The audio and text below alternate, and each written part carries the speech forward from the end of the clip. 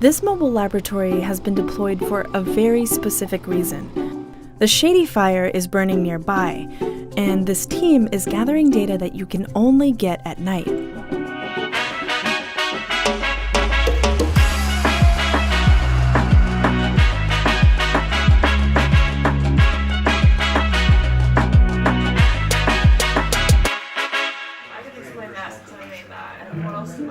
Over the next several weeks, NASA and NOAA are teaming up in the field to study smoke from wildfires and agricultural burning. Here's what 24 hours looks like in the life of these fire chasers. The team's been keeping a close eye on the Shady Fire, burning just 4 hours northeast of the base of operations.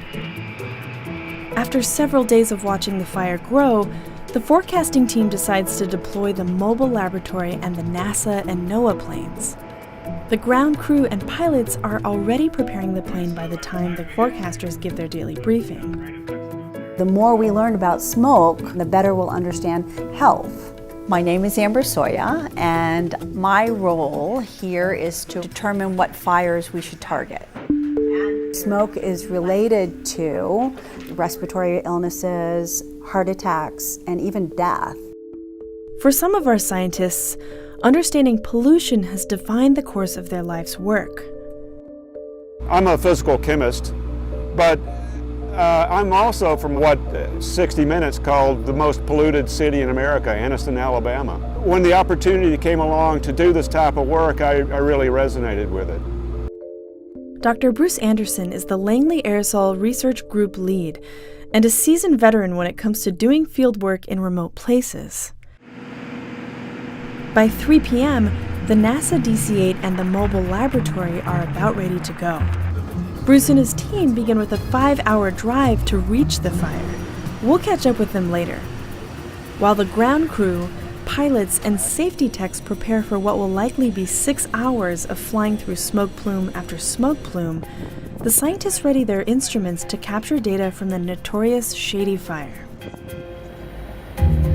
30 minutes into the flight and the team has already reached the fire. Here's where the work begins.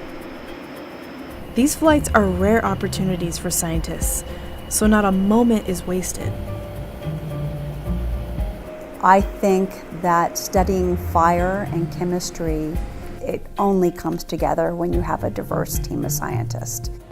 As the sun starts to set, the plume is harder for the pilots to see, and around 10 p.m., the plane heads home after a successful flight. Smoke sinks lower to the ground at night, and sometimes accumulates in valleys, which is exactly where Bruce and his team are waiting for it. We'll set out, drive up there, find a place to position the van, then start cranking up instruments. It takes about a half an hour to an hour to get everything running and calibrated. It's a guaranteed bad night's sleep, but you can tolerate a lot for a day or two. This team of 5 scientists will be up almost every half hour checking measurements, replacing filters, and at one point repositioning the van to capture emissions more effectively. It's a long, cold night, but eventually it's dawn, and time to head back to town.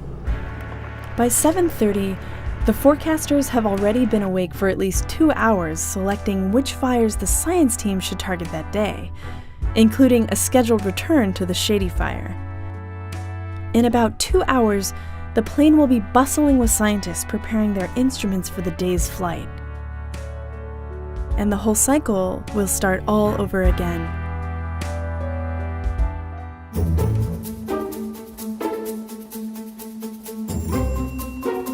I feel like the work that I do, the knowledge that I'm trying to pull together is important for the human race, for our country.